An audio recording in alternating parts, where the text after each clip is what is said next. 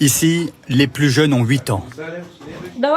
Prenez des notes, pendant qu'Artyom fait les manipulations. Aujourd'hui, leçon sur le fonctionnement d'un fusil Kalachnikov. Depuis 2023, le même cours est devenu obligatoire dans tous les lycées de Russie.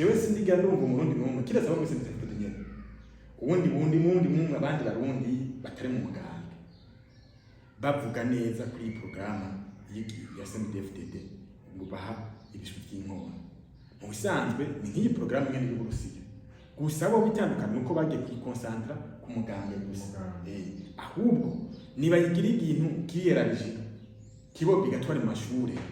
bagiye intumbero nziza twibiga ibihugu bifite ibisirikare bikomakomeye bikoresha ingufu nyinshi gikenye kugira ngo bigaragaze ubuhangange canke binyage ibintu bashaka mu bihugu bindira cyane ibihugu byo muri Afrika no mu bihugu byo muri Afrika kubera ko twifitiye n'ibisirikare bigoyagoya ntidushobora kugera ku rugero duhangana n'abo bantu ahubwo duca dusenda tutiriwe turanagwana.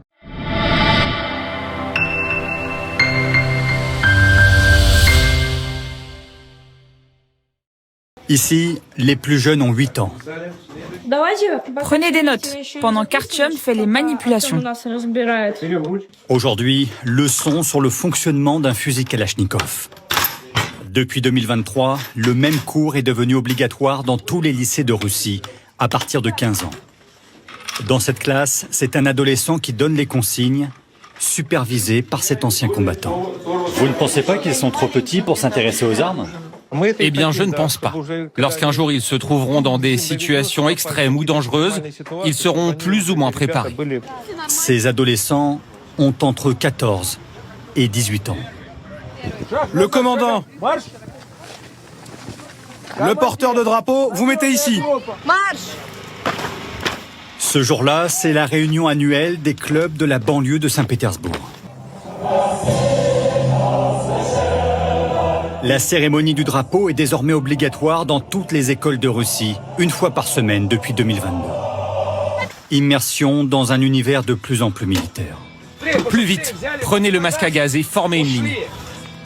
Ici, tous font partie du plus vaste mouvement militaro-patriotique de Russie, fondé par le ministère de la Défense il y a bientôt 10 ans. Yunarmia, traduction littérale, l'armée de la jeunesse. Près d'1,5 million d'enfants et d'adolescents. Rejoindre ces clubs octroie des points bonus pour entrer dans plusieurs universités. Il existerait en Russie près de 10 000 clubs patriotiques, tandis qu'une génération grandit au pas. ahubwo ni porogaramu y'igihugu iri obligatoire bisigura ko atari umubyeyi afata ingingo avuga ati umwana wanje araja kwiga cyane ntajaye kubera ko bayifashe bayishyira mu bushiranganji bwo kwivuna abansi baca bashyira mu mashuri muri 2020 niho bayigize obligatoire ngira ntahata mu gatanga na ikirere kaya ntambara yatanguye kare 2014 hanyuma isubira 2020 ni ukuvuga rero 2020 niho baciye iyo information obligatoire bigamije iki kugira ngo bategure abahugurwa b'Uburusiya kwiyumvamo igihugu cyabo no kigwanira kuko uravye inforo abanyamerika n'abanyaburayi bafise niyo kudomena ibindi bihugu byose kandi bakoresheje ingufu ibintu bagatora iby'abandi babitwara iwabo gutera akajagara mu bindi bihugu bibaye mahera batwara iwabo bagaca bagenda bakuyemera ko ngo ni ibihugu biteye imbere ni ibihugu bya rutura mu gihe no kugira ukora ikintu mu gice wawe wanza kuza kurusha ukoresha igikenye none wumva ubutunzi nyabaki abantu bavuga kuyemera ko batunze ntibakoresha ibyabo bareka abandi nabo bakoresha ibyabo nivyo bintu by'umugabo apana gukoresha ikintu ugenda kurenganya abandi ni ukuvuga rero dufatiye kuri iyo video y'Uburusiya iratwereka neza ko i porogaramu nk'iyi ikwiye ahubwo kuba porogaramu y'igihugu iba obligatoire yigishwa mu mashuri no kujya twigira civisme amakuru amwe ari necessaire adakenewe kwiguba akavaho n'ibintu byiga ibintu vya dimi ugasanga ariko yiga geography ya Etats-Unis geography ya Belgique ngo pays Scandinave ibyo futa mu kuremo kuko ndavuga histoire nayo mu bihugu ya Japan aho usanga bavuga ati ya Ubuyapani nibwo buteye imbere ikiriya gihe mu myaka y'igihumbi kimwe amajana 9 ariko ubu nyakuri cyo giteye imbere kandi bikaguma byigishwa cyane rero nico gituma biba bikwiye gufatwa kabisa tukaba actualize ibintu bimwe bidakeneye bikava kuko burya cerveau y'umuntu ukuntu imeze ivyo umubwira umuntu nivyo akunda niyo muze principe ya publicité bavuga bati wegisha imbere yiwe urabona ikoka yamenya aganda ko yabantu kana madiyarete mugabo umuntu arayiraba umutima ugatera bakayanyoma rero nico gituma bakwiye guhindura ibyo bitwigisha abana rero nashaka dufata kandi kanya twumvirize iyindi video wanashima abarundi benshi bayibonyemo ibibi gusa jewe sindiga ndumva umurundi n'umwe kirasa bamwe sinzi mfite nyene ubundi abandi barundi batari mu muganga bavuga neza kuri programa ya SMDFDD ngo baha ibishu by'inko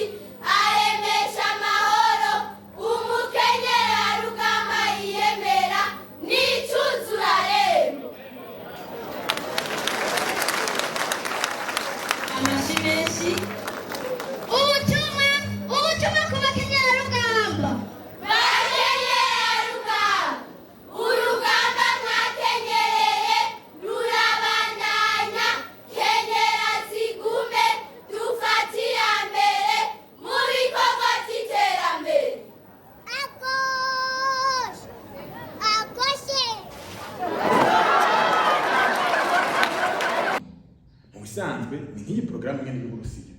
gusa bo bitandukanye nuko bagiye kwikonsantra ku muganga gusa ahubwo nibayigira ikintu kiyerarije kibo bigatwara mu mashure bagiye intumbero nziza ikibo kijemwo civisme bibaye ni ngombwa ni nkobo bayigisha abana bakiri bato abarundi bisumenye gukoresha inkobo bugereka igihugu cyo shaka kubata abasirikare gifise ku buryo tuvuga ati dufise abazereviste nk'imiliyoni nk'itatu abari disponible bari active dufise abasirikare uburyo igihugu gitewe twese tutatuye niko bimeze niko akamaro y'igisirikare ubundi apa ndukora igisirikare kigenda gucungera abantu baza kutwiba igihugu no ninacho bituma iyo uhera abana baforoma bakiri bato bituma nawe abategetsi kuzana gucagara kuko hari abategetsi babarirwa n'ubwo butegetsi agenda gutoba akabaza kuvyonga kandi ari umutegetsi ateka kubahiriza intuze programme y'igihugu mu gihe dufise abantu benshi baforoma bakiri bato barabaca gukuramo nawe baranga umutegetsi rega je nambona nk'ubu unye president wo muri Amerika ku ntambara iri kiraba muri Iran arasigaje imyaka mikeya kugira ngo ave ku butegetsi manda yiwe ihere ariko ijya programme n'abandanya kuko programme yo gutera ibihugu gutera ubwoba ibihugu kwihagira ibintu biri mu bindi bihugu ni programme y'igihugu cya Amerika si programme y'umuntu kanaka ahubwo umupresident yinjiyeho wewe aza ashira mu ngiro ibintu byari bisanzwe byanditse kuko si rya mbere Amerika itera igihugu kanaka ni kenshi muri Libya muri Iraq eka n'ahandi henshi cyane si hambere igihugu cya Amerika cihagira ubutaka cyangwa gitera ubutaka bw'ikindi gihugu. Rero urumva hari n'igihe byewe nibaza nti abaperezida bo mu bihugu byo muri Afrika rimwe na rimwe usanga cyo turabarenganya kubera ko ibihugu bifite ibisirikare bikomakomeye bikoresha ingufu nyinshi gikenye kugira ngo bigaragaze ubuhangange cyangwa binyage ibintu bashaka mu bihugu bindira cyane ibihugu byo muri Afrika. No mu bihugu byo muri Afrika kubera ko twifitiye n'ibisirikare bigoyagoya ntidushobora kugera ku rugero duhangana n'abo bantu ahubwo duca dusenda tutiriwe turanagwana. Rero dufatiye kuri iyi video y'ibishwi by'inkono na cyane umukuru w'umugambwe arabyumva cyane kuko yama yabisiguye aravuga ati dutegereza kubigisha abana bakiri mu nda bavuka ari abasirikare. Ivyo onye abazungu babyumvise kare kandi nawe ariko arakopya si ibintu bivuye muri we wenyine ubwanwa bw'ikreation n'ibintu wakiriyeho ararabira mu bindi bihugu yaratembeye ahantu henshi kuko amaze ku rugero yinjira aganira n'abandi mu bindi bihugu akanishikira yakaraba abantu kuno batahura ubutegetsi kuno batahura ibya gisirikare nawe nizo programme ari karaza. Urumva rero yaba ari programme iri ku gihugu cyose aho abantu badafatiye ku mugambwe ari abantu bose bafise abana babo bakagenda kwiga zya formation zo gukunda igihugu no kwigisha abana gukura bafise umutima wo kurwanira igihugu kuko niyo nzira yonyine iriho kugira ngo igihugu gishobore kubaho. Ubundi nigeze no kubona perezida ariko aravuga ku mashuri avuga ati twebwe amashuri wacu kuba tarozwe l'éducation c'est la base de développement mugabo twebwe twarozwe ce n'est pas la base de développement. Plus tu étudies plus ubikijuju amwacha mubaza ngo hawo bidemontera wewe yo bidogiteri biri ngaho imbere yanje urazikene bingana dogiteri asose ngirira noti imwe jewe uyikompoze uyinzanire ndabe uri dogiteri sha bibishure hariho abinyandikiye nyene acaranyandikira wewe en personne ngo urabe neza ngo l'éducation c'est la base du développement none gashaka ofisi ibintu vyize vyinshi ko ntabona iryo terambere narondeye umudogiteri nkura kwiterambere ninaramubuze ahubwo mu Burundi l'éducation c'est la base du sous-développement ni ahubwo ni société du sous-développement kwisiga cyane kwisiga ikijuju ibyo n'ukuri ariko nona abivuza ari umukuru w'igihugu ninde ni jewe hari ubundi murundi rero atari programme uno munsi y'amashuri nawe nyine yizemo ni programme yashizwe n'ababiri sivyo iyo programme yari igamije ko baforoma abantu bumva agafaransa gake kugira ngo babere abakozi n'akamaro k'ubutegetsi bwari muri ico gihe abategetsi baserukira abarundi ku bazungu kuko abarezida yabari umuzungu nabo bakomeye avyumva umwami yabari umuntu ubutegetsi barabugabanyije kwa gasore ararwana kubakura yashaka ico kibanza gufata ibintu biveho no kuvugira twebwe ntizo dufata umwanya ngo turonde independence ihagije ikwiye naho kugira ngo wonde independence ikwiye hari hantu uhera kubera ko abazungu baje bifokaje cyane ku mashuri n'amayigize kubera ko bazi ko izo ntuze zibyo programme zibi ariko umuntu bamugira cyane baramuyovya urashaka kumuyovya cyangwa ukamugira umuntu w'umugabo erega n'igisirikare urashaka kuyintumbira itari nk'akabere wewe urashaka gufata igisirikare giforoma kutagikundisha igihugu ko uvuze gukunda igihugu umuntu wese ari mu gihugu n'umwe igihugu uvuze ufasha umuntu w'umwe mu gihugu iwanyu ukamuta umwasi ico gihugu uzomenya ko nawe nta muntu uzofurose ntibikunda umaze kubura amahoro rero ico hamwe n'abagisambura ibishaka gutera imbere ntibaba igihugu kugira ngo gitere imbere uzana ubumwe no kuvuga rero iyi systeme ya education tukifise ikiri mu bihugu byinshi muri Afrika idahinduwe education wacu tukomeje tudeveloper hari akantu wari uvuze ati umukuru w'igihugu ntiwategereza kubihindura ibyo bonye jewe mbona yuko ego arafise uruhara runini mugabo kubihindura ni intambwe ni processes nani intambwe ndayitanga niwe yitanga mugabo kugira ngo bizohinduke nuko ugwaruka ruriko rugakura ubu rutangura kwigishwa iyindi education itandukanye n'iriya ya kera. Ivyo bikazohera aho baca bagenda batahura ko ivyo bigishwa ubwa mbere bitari ivyo, kuko nk'ubu uciye uvuga ati ijya education tugihagarika ubunyene n'iyihindi education rero kikurikira Dawe education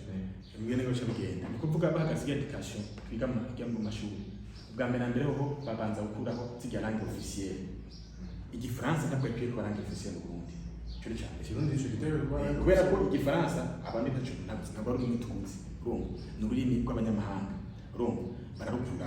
bararukuye tukiga mu Kirundi. Tumaze kwiga mu Kirundi uzoshobora gukoresha umwanya munini kugira ngo utawugiye kutwiga nabyo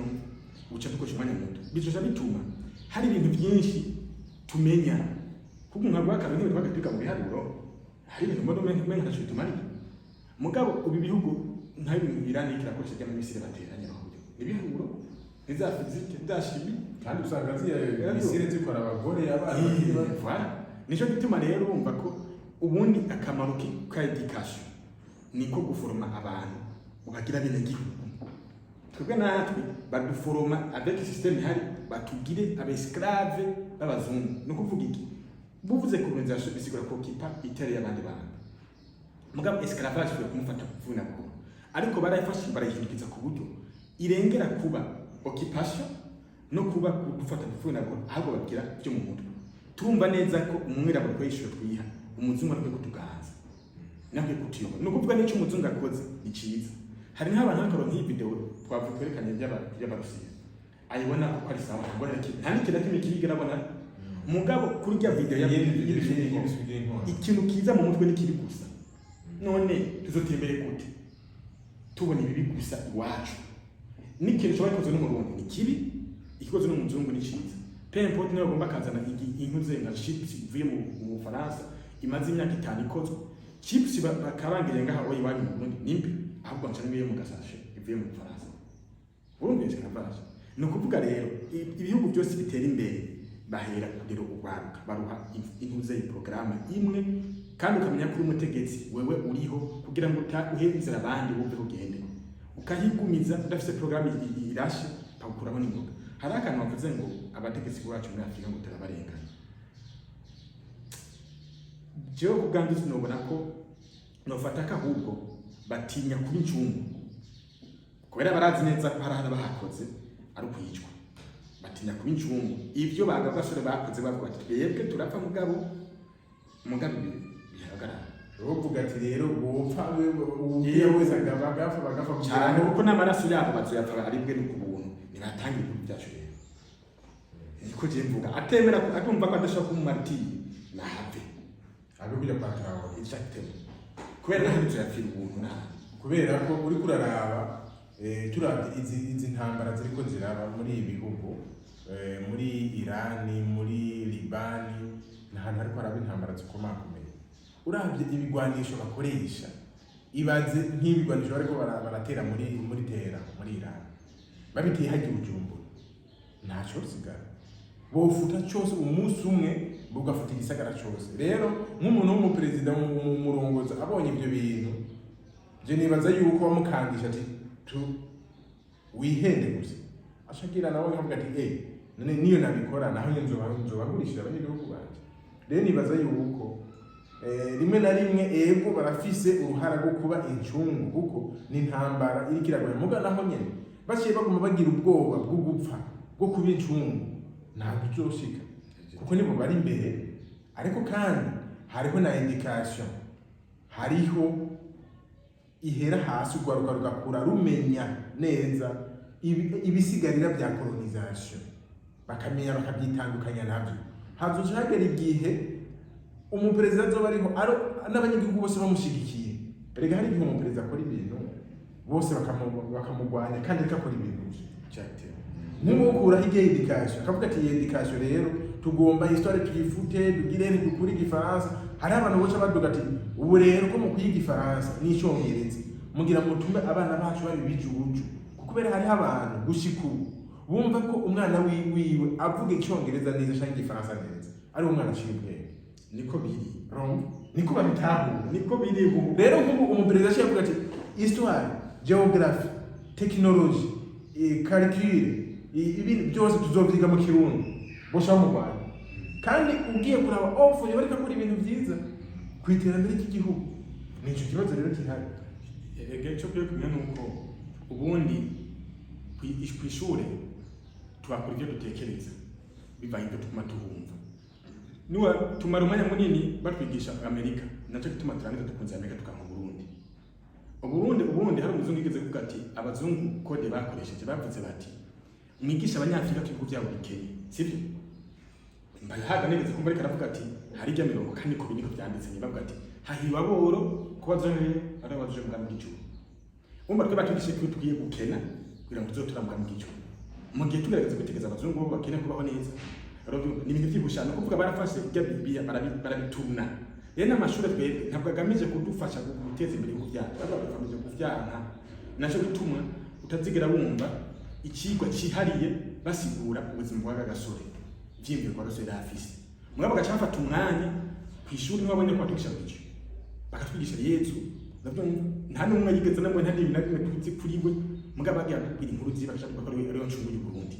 Ncungu y'u Burundi gute? Nigeze kumva umupolisi muri Afrika arabwira yabwiye abajene abazanya amafoto abira ababwira ati afite ifoto ya Mandela n'ifoto ya Yesu ikagabo kamwe ko muri Angleterre kariho bora niyo foto abantu bazi ko ari Yesu. Avuga ati hagati y'abana bagabo babiri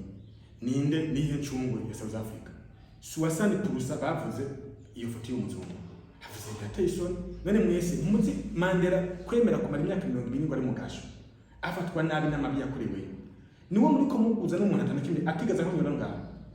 Avyumva mu byo kugiye kuraba ibyo kuvuga ko amashuri ya kwiga rujuju birafite shingiro ijana ariko mugabo ko bimaze kugenda goye ni gute byohinduka kugira bihinduke duhindura bya bintu dugisha bitangwa nka decolonisation